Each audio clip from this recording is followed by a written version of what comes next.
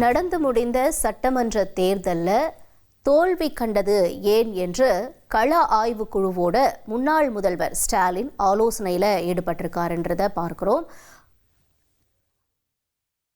கூடுதல் விவரங்களோட செய்தியாளர் ரமேஷும் இணைந்திருக்கிறார். ரமேஷ், நேற்று அறிவிக்கப்பட்டது இந்த குழு இன்னைக்கு நடக்கும் அப்படின்னு.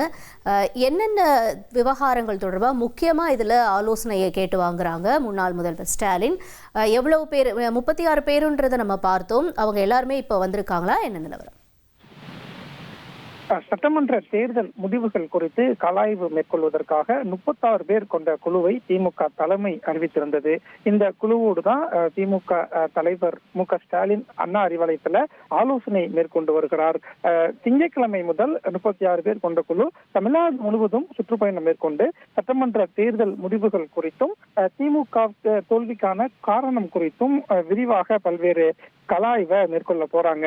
தேர்தலில் திமுக கூட்டணி 73 இடங்கள்லையும், திமுக உதயசூரியன் சின்னத்துல 59 இடங்கள்லையும் வெற்றி பெற்ற நிலையில வெற்றி பெற்ற தொகுதியில வெற்றி சாத்தியமானது எப்படி, அங்க நிர்வாகிகளுடைய பணிகள் எப்படி இருந்தது, தோல்வியை சந்திச்ச இடத்துல திமுக தோல்வியை சந்தித்ததற்கான காரணம் என்ன, அங்க நிர்வாகிகளுடைய செயல்பாடுகள் எப்படி இருந்தது, அங்க சட்டமன்ற தொகுதியில நிர்வாகிகளுக்குள்ள ஏதேனும் பிரச்சனை இருந்ததா, உட்கட்சி பிரச்சனை தோல்விக்கு காரணமா, இல்லைன்னா தோல்விக்கான காரணம் என்ன அப்படின்னு கலாய்வு மேற்கொண்டு அறிக்கை சமர்ப்பிப்பதற்காக ஒரு 36 பேர் கொண்ட குழுவை திமுக தலைவர் மு.க. ஸ்டாலின் சமீபத்தில் அறிவித்திருந்தார்.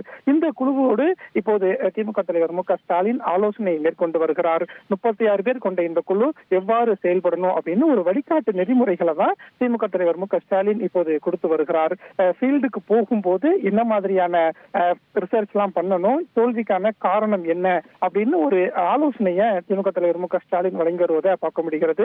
ஜூன் 5ஆம் தேதிக்குள்ள இந்த 36 பேர் கொண்ட குழு திமுக தலைமைக்கு அறிக்கை கொடுக்க போறாங்க. அந்த அறிக்கையின் அடிப்படையில வரக்கூடிய நாட்கள்ல திமுகவில் பல மாற்றங்கள் இருக்கும் அப்படின்னு, வரக்கூடிய நாடாளுமன்ற தேர்தலில் வெற்றி பெறக்கூடிய வகையில அதனை மையமாக வைத்து திமுகவின் அடுத்த கட்ட பணி இருக்கும் அப்படின்னு திமுக வட்டாரத்துல தகவல் சொல்றாங்க.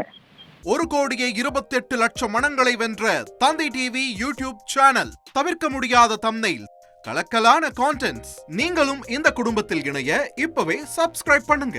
அசுரபலம் கொண்ட எங்கள் டிஜிட்டல் கரங்களில் உங்கள் விளம்பரங்களை சேர்க்க வாட்ஸ்அப் பண்ணுங்க. 8939888838. Email advtanditv@dttv.in.